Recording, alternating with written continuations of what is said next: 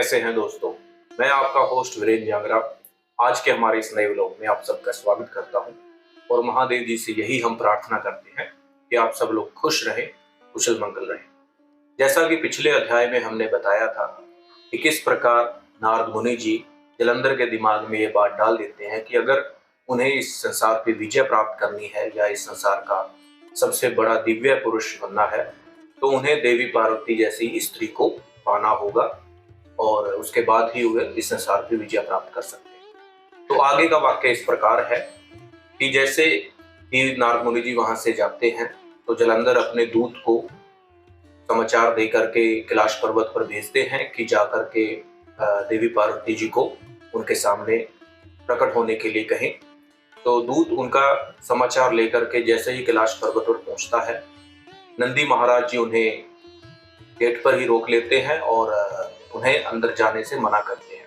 लेकिन वो दूत जो है नंदी महाराज जी को धक्का मार के सीधा अंदर चले जाते हैं और जाकर के महादेव जी के सामने प्रस्ताव रखते हैं कि अगर आप अपना जीवन सुरक्षित चाहते हैं, अगर आप जीना चाहते हैं तो देवी पार्वती को आप जलंधर के यहाँ पर भेज दें ताकि वे उसका वर्ण कर सकें, उनसे विवाह कर सकें। महादेव जी इस बात को सुनते ही उन्हें इतना ज्यादा क्रोध आ जाता है कि उनके सामने की जमीन फट जाती है और वहां से एक नरसिंह पुरुष वहां पर प्रकट होता है, मतलब सिंह अवतार लेकर के, जो एक ऐसा इंसान जिसका पूरा शरीर जो है इंसान का है और सर जो है एक सिंह का है, एक शेर का सिर है।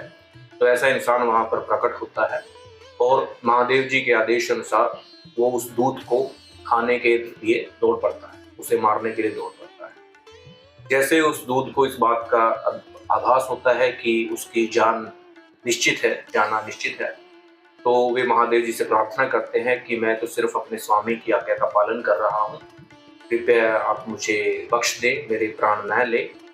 तो महादेव जी उसे जाने देते हैं, लेकिन महादेव जी का जो आक्रोश है, जो गुस्सा है, वो शांत नहीं होता।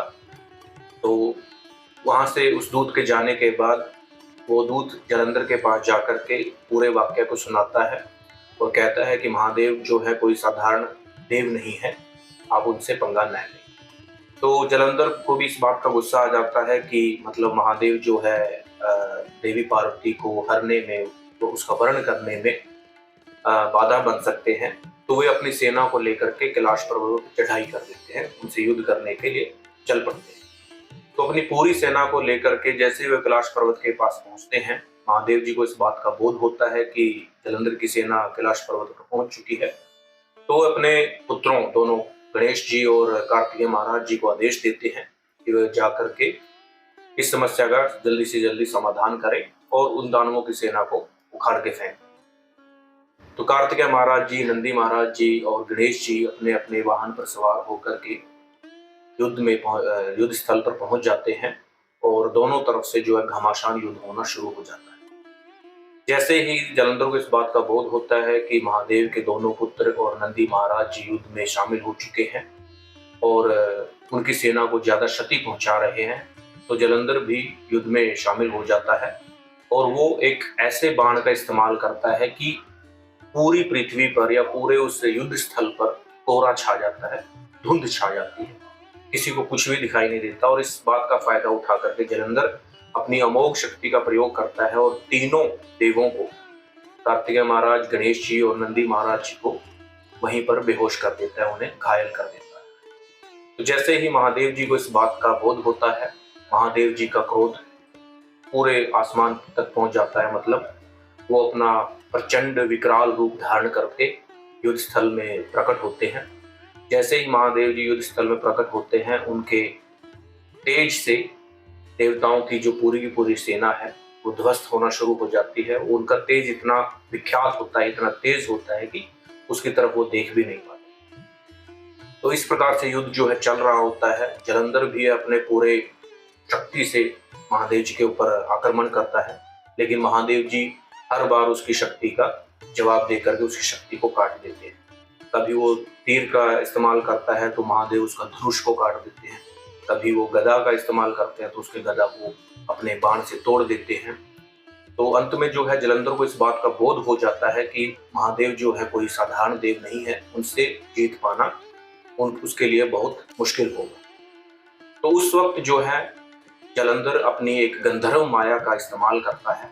गंधर्व माया में वो क्या करता है कि वहां पर वो गंधर्व और अप्सराओं को उस माया के जाल से वहां पर प्रकट करवाता है, और अप्सराएं जो हैं वहां पर नृत्य करना शुरू कर देती हैं, और गंधर्व जो है वहां पर सुंदर सुंदर वाद्य यंत्र बजाना शुरू कर देते हैं, गाना बजाना शुरू कर देते हैं। तो सभी देवतागण, साक्षात महादेव जी भी उस गंधर्व माया के जाल में फंस जाते हैं और मोहित होकर के वहीं पर आसन लगा करके बैठ जाते हैं। मतलब महादेव जी जो है उस सुंदर वाद्य यंत्रों की धुनें सुन करके उसमें मुग्ध हो जाते हैं और आसन लगा करके वहीं युद्ध भूमि में बैठ जाते हैं।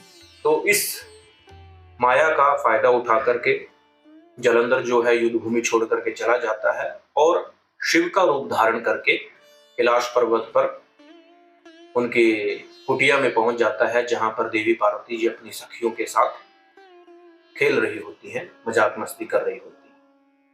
तो जैसे ही महादेव का रूप धारण किए हुए जलंधर नंदी पर सवार वहां पर पहुंचता है, देवी पार्वती अपनी सखियों को वहां से जाने के लिए कहती हैं और जलंधर जो है वहां उनके समीप आ जाते हैं।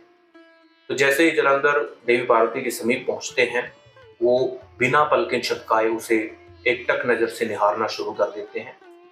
तो देवी पार्वती पल भर में ही मतलब समझ जाती हैं ये कोई बहरूपिया है जो उसे ठगने के लिए आया है, और वहां से अंतर ध्यान होकर के एक दूसरी जगह पर दूर किसी स्थान पर जो है चली जाती है। तभी वो भगवान विष्णु जी का ध्यान करती हैं, और उनके ध्यान करने पर ही विष्णु भगवान वहां पर प्रकट होते हैं और उनसे प्रार्थना करते हुए पूछते हैं कि देवी आपने मुझे क्यों यहाँ पर बुलाया। तो इस पूरे वाक्य को जो है देवी पार्वती सुनाती हैं कि क्या तुम जानते हो जलंधर ने मेरे साथ किस प्रकार की हरकत की है। वो महादेव का रूप धारण करके मेरे सामने आया, मैं चाहती तो वहीं पर उसका वध कर सकती थी, लेकिन वो महादेव का रूप धारण किया था, तो मैं कभी भी मतलब ऐसा नहीं कर सकती। या कहने का भाव ये है कि एक नारी जो है अपने पति के ऊपर कभी भी हाथ नहीं उठा सकती। तो ये कह करके देवी पार्वती जो है विष्णु जी कहती हैं कि आप जल्द से जल्द जो है जलंधर का इस मतलब उनका कोई ना कोई समाधान करें, क्योंकि उसने अपने पाप को लांघ दिया है, उसका पाप का जो घड़ा है वो भर चुका है। तो भगवान विष्णु जी तब इस बात को लेकर के काफी संदिष्ट हो जाते हैं और कहते हैं कि आपकी आज्ञा का पालन करना मेरा धर्म है, मैं जल्दी ही कोई ना कोई उपाय निकाल करके आपको बताता हूँ। तो विष्णु महाराज जी देवी पार्वती की आज्ञा पा करके कोई ना कोई मतलब जल्दी से जल्दी समाधान निकालने की कोशिश करते हुए उन्हें वचन देते हैं कि जलंधर का अंत वो जल्दी से जल्दी कर देंगे। तो आज का ये वाक्य हम यहीं पर समाप्त करते हैं। अगले वाक्य में हम आपको बताएंगे कि भगवान विष्णु जी किस प्रकार जलंधर की पत्नी वृंदा का पतिव्रत धर्म जो है या व्रत जो है तुड़वाते हैं, और किस प्रकार जलंधर की मृत्यु का वो कारण बनता है। तब तक के लिए बने रहे हमारे साथ, और ध्यान रहे हमारे वीडियोस को लाइक करना, शेयर और कमेंट करना ना भूलें। अगर आपको कोई भी सुझाव हो तो आप लिख करके हमें बता सकते हैं, हम अगली हमारी वीडियोस में जरूर उसको लागू करें। तब तक के लिए धन्यवाद। हर हर महादेव।